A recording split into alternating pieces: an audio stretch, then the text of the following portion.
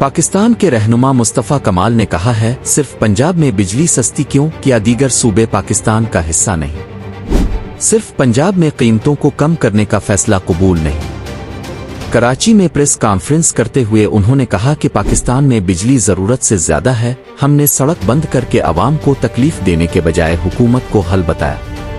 हम पूरे मुल्क में बिजली की एक जैसी कीमत चाहते हैं। मुस्तफ़ा कमाल का कहना था कि नवाज शरीफ के बजाय प्रेस कॉन्फ्रेंस वज़ीर आज़म को पूरे मुल्क के लिए करनी चाहिए थी। रिलीफ सिर्फ पंजाब के लिए, बाकी सूबे पाकिस्तान का हिस्सा नहीं है।